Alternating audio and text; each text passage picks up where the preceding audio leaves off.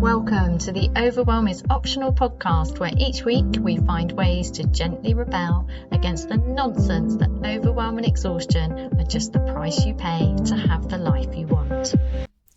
I've been thinking a lot about the difference between having it all and doing it all, which sounds really obvious now I say it, but this is how it came about. So I stumbled across my LinkedIn profile, which I don't often look at, and I think I updated it a few months ago with a new tagline to try out for fun, which said, "Have it all by going small."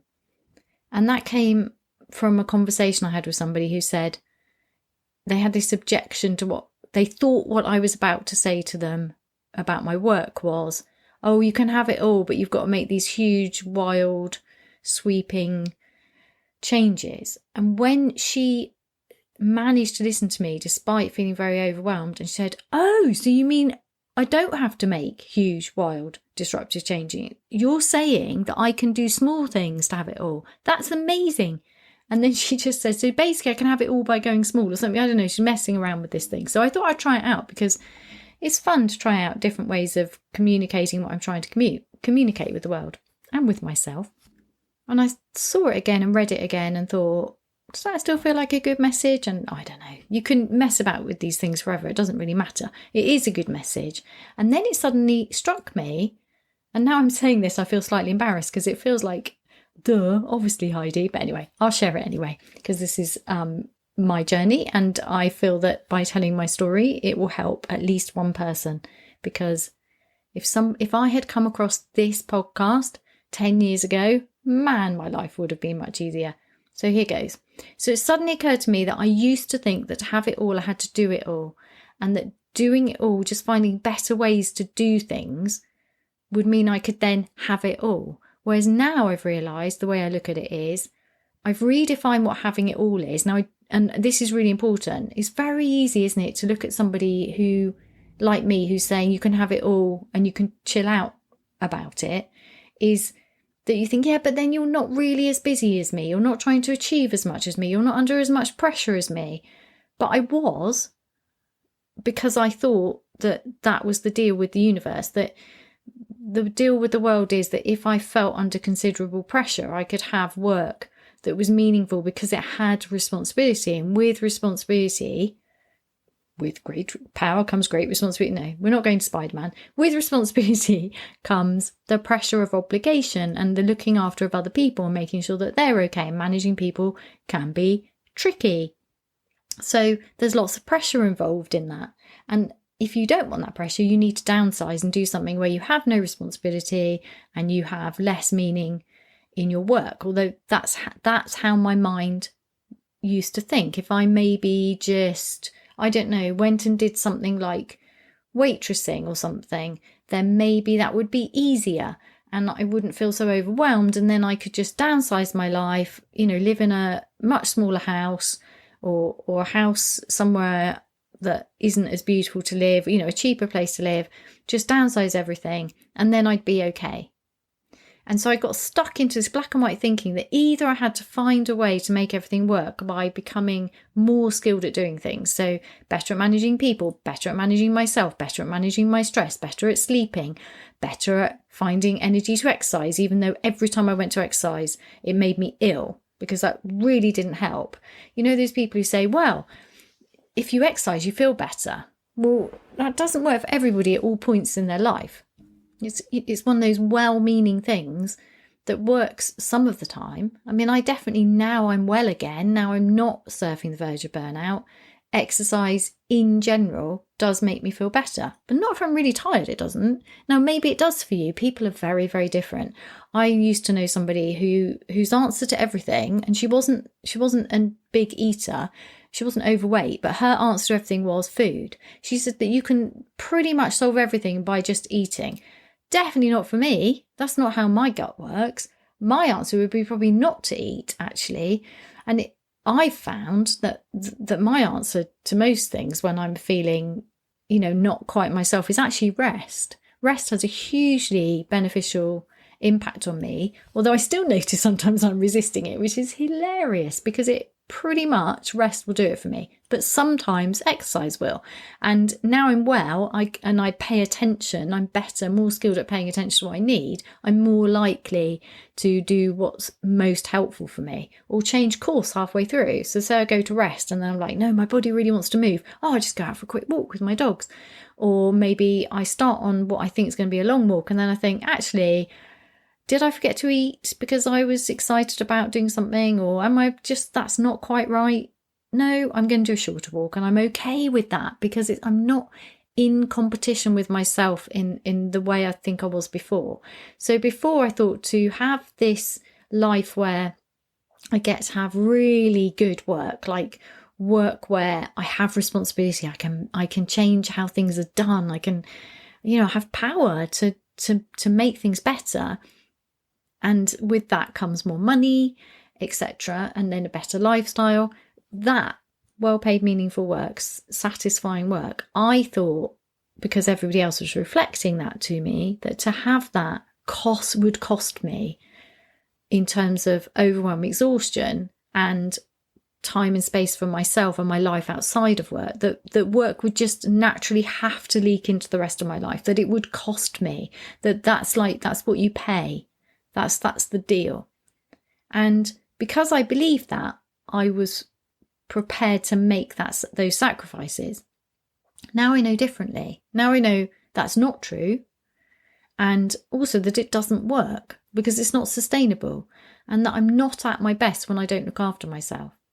So now I've redefined those things and I've looked at my beliefs, because when I believed that it was an either or thing, I didn't want to downsize, even when I was at my most exhausted. I mean, sometimes I used to think, so maybe in 6 months' time, I'll hand in my notice and we can move to here and I can just chill out, or, just do less.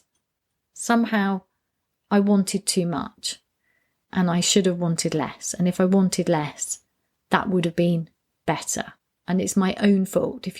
And I do think there were subtle and probably very unsubtle messages coming. If you want that much, if you do insist on having another promotion. In fact, I remember once I went to see my acupuncturist and he said, "How are you?" And I was clearly exhausted. And I said, "Oh, I'm pretty tired, but I'm really excited. I've got a promotion." And he, instead of saying congratulations, I can't remember what the words were, but it was like, "Oh dear." It's quite interesting. It wasn't entirely negative, but it made me kind of jump with the paying attention, because people don't normally react like that. And now I think I would react like that to somebody who was looking exhausted but getting promotion after promotion after promotion, because it's not always a good thing. It depends what you want. It depends what your definition of having it all is. And if we think about, now I know that everything I do is in order to feel a certain way, safer, more acceptable, more loved, at less risk of disappointment, to have more space for myself, to feel more fulfillment, to feel rested, to feel well, to feel connected, to feel a sense of achievement, to feel more ease, to feel more loved. Everything we do is to feel something, right? And once I remember that, or have learnt that and consider it more, then it becomes easier to look at what I'm up to and where I'm going off course. And it also makes it easier for me to have it all, because instead of trying to do everything, I just think about how I can have that feeling already.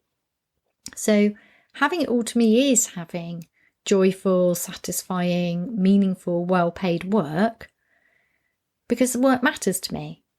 It really does. I love to work and I want to do work that uses my unique skills and knowledge. That matters to me, so I'm not going to give that up. And then I also want to feel really, really well. And I'm 55 now, and I can honestly say I don't think I've ever felt weller. Seriously. And I'm not some major exercise freak or really, really strict diet. We eat really well. We eat really good quality food. That doesn't mean I never eat rubbish. and we like to be outside as a couple, as a family. We like being outside. We have animals. I do a lot of shifting stuff in the garden, which is my natural gym, going for a lot of walks, but I don't have some serious, highly structured exercise program because I don't like that. That doesn't work for me, but it has worked at times in my life. But right now, I know what works for me. And yes, I still get my mind bombarding with me with things like, you should be doing more weightlifting because you're a woman who's getting older. And there's still those oughts and shoulds. That's going to happen, right? But in general, I feel really well. I'm really grateful for my health. And I know that because of the contrast with 5 years ago when I burnt out. And I'm never going back there.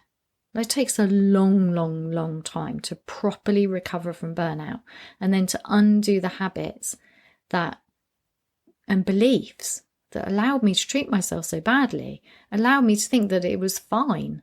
I mean, part of it is a knowing that I'm quite a tough person, as in I'm resilient. You know, I'm quite good at dealing with a lot of stuff and still being okay, or appearing to be okay. You know, I'm very high functioning under stress. So I know what was going on. I was thinking, yes, but that person needs my help. So I'm going to keep allowing them to offload on me or offering to help them because they've come to me, even though I was planning on leaving half an hour ago, because I'll be okay. Because I genuinely believed I would be okay. Because I just honestly didn't think I was the kind of person to burn out. I genuinely, it just never would have occurred to me, even though there were times when I was obviously close to it.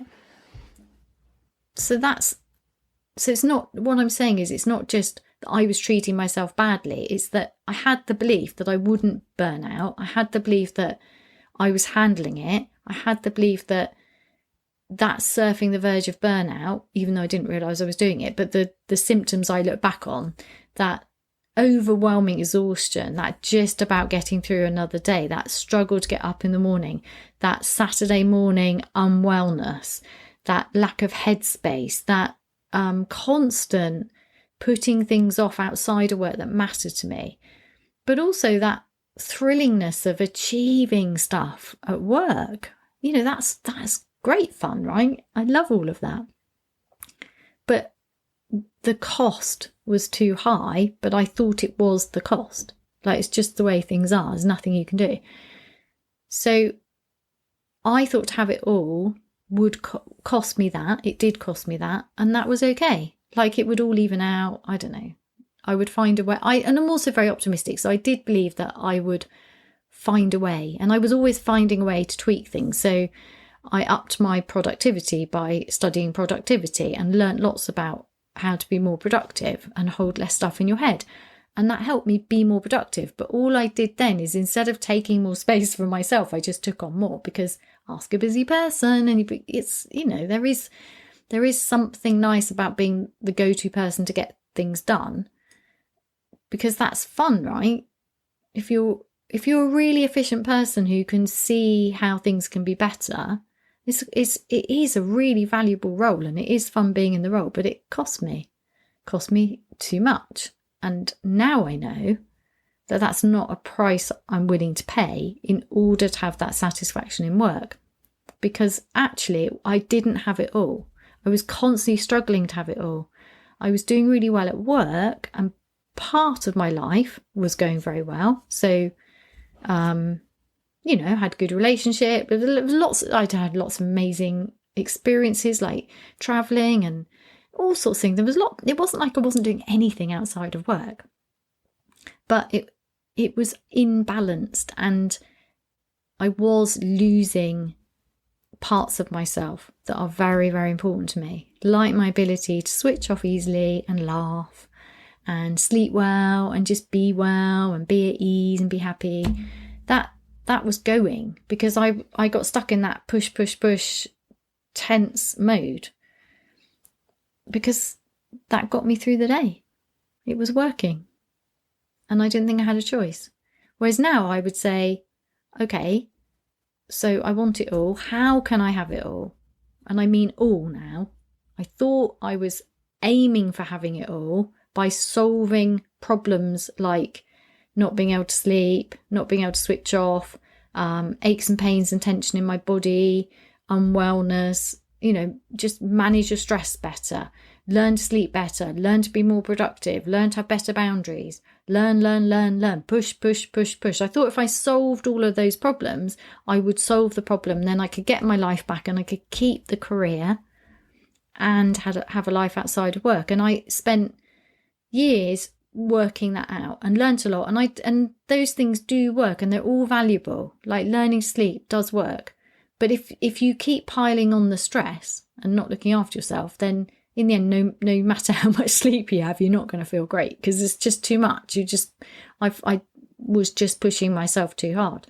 So now I've had to say, okay, so trying to do everything. So that would be like, so in my time off, I'm going to do. I'm going to go traveling. I'm going to make this happen. I'm going to have this happen. And you can do that. You can juggle it all. But God, it's exhausting.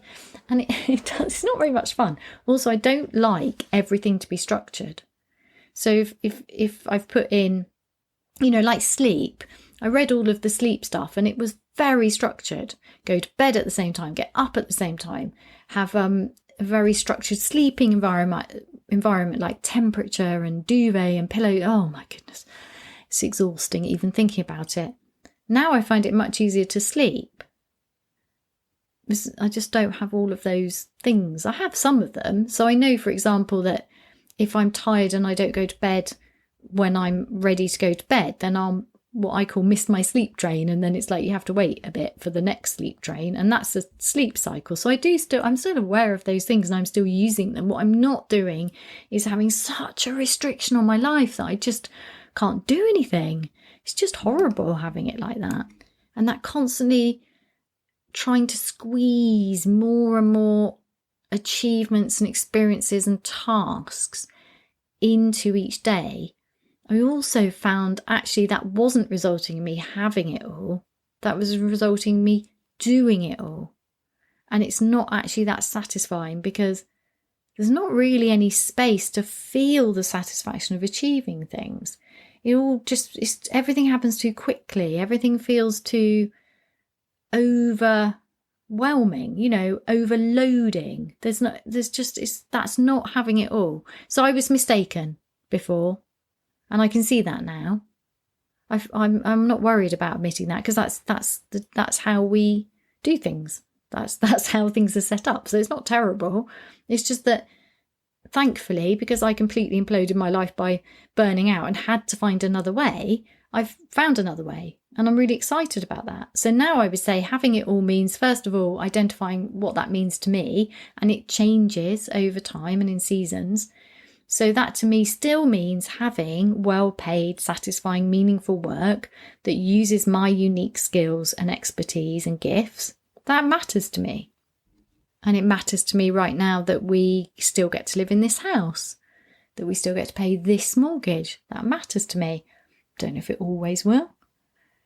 But right now, I choose this lifestyle. I choose this work. I choose to feel really well. I choose to have friends that have the same values as me, that value me, and I value them. There's an equal exchange of energy and value, like deep connection, that I work with people who have similar levels of integrity. And that's different, isn't it, than the having it all before. So before it was a struggle between well-paid, meaningful work and the rest of my life. Now it's the things that are completely intertwined. So by up-leveling my expectations of my relationship, so I only work and am friends with people who work with integrity or behave with integrity, who have similar values. So that's about having it all. Now to me is about valuing myself. So the biggest thing for me has been, and this sounds so silly now, I don't know what it is. Some people just seem to grow up with an understanding that looking after themselves is just what you do. I really didn't. It just feels a bit silly now that it's taken me, well, I think it was last year I first declared this out loud, 54 years, to learn that looking after myself properly is like basic life skill. And it seems silly because it's not that I was silly, as in, I wasn't looking after, I looked like I was looking after myself properly, but it's that I didn't really understand that it's my number one job, that it's a fundamental and very serious commitment, that everything stems from looking after myself properly, that overextending myself, that overgiving, that not having good boundaries, that not putting myself and my health first, that's crazy. It's just crazy. Honestly, it's taken me this long to really understand that I matter, that looking after my body, that eating when I'm hungry, that resting when I need to rest, that being able to say, excuse me, can I have a drink of water? Like some really basic things that I just didn't get. I just didn't seem to know. I don't know why. I'm sure there's lots of reasons. Well, I have examined reasons. I've talked about them before. So it depends, doesn't it, on what's being mirrored around you. But I've always been amazed and admired how some people can just walk into a room and they just expect to be respected and taken care of. Like they will just ask for what they need, and it doesn't seem to create a fuss. It doesn't feel wrong. Now, some people do make a big fuss, and I think that's what's put me off, because I really don't like making a fuss. I don't know if it's a very English thing, but I don't like being the centre of attention. I don't want to make a fuss. I don't want to be I don't like moany things. But there is a way, isn't there, to say, actually, I need a break, or actually that time doesn't work for me, or can we rearrange that, or could I have a glass of water, or would you mind letting me sit down? I don't know. There are ways of doing these things where you can look after yourself in a gentle but firm way, and that's what I aim for now. Have I got it sussed? No. But the fact that I feel more well than I've ever felt is a really good sign, and I'm getting better at understanding my needs and how to communicate them when I need to communicate them to somebody else. But mostly it's not really to do with other people. It's to do with me. It's to do with how I can easily get stuck in my head and forget about my body, and then wonder why I'm really hungry, I'm really tired, and my body aches. It's just because I got overexcited about work, to be honest. And that could be this kind of work, or that could be, I do it when I'm working in the garden. I can go all day and my partner will say to me, are you overdoing it in the garden again? It's easily done. I just get really, really hyper focused on something and I really want to finish it. And I love that part of me, but I have learnt and am learning more and more to say, hang on a sec, you've got a body. You don't just live in your head. Needs looking after too. Anyway, I just wanted to share that, the idea that doing it all is not the same as having it all. And that sounds so simple now, I can see that clearly. But it's really important, because I still know that at times I'm trying to do lots of things in order to feel a certain way, in order to have that feeling of having it all, that peace, that sense of achievement, that feeling at home in my world.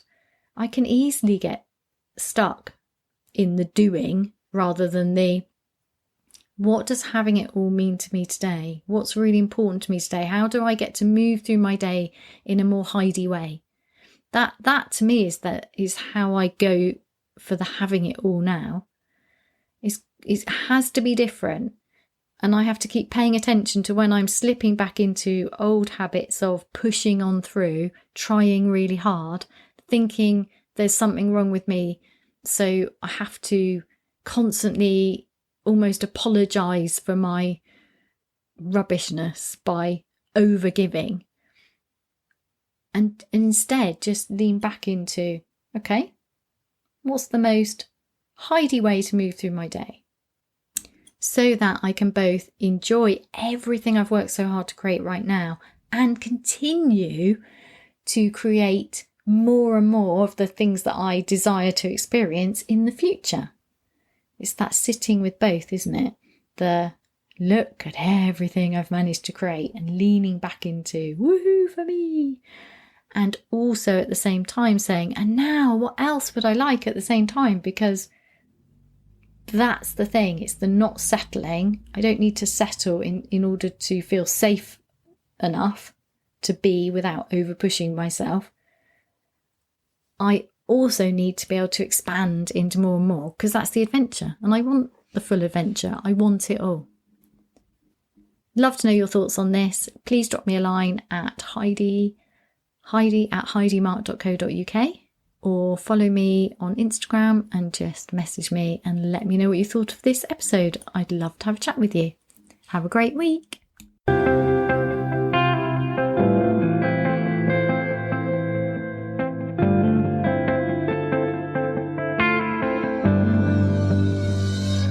For more resources to help you gently rebel, please visit my website www.heidimark.co.uk.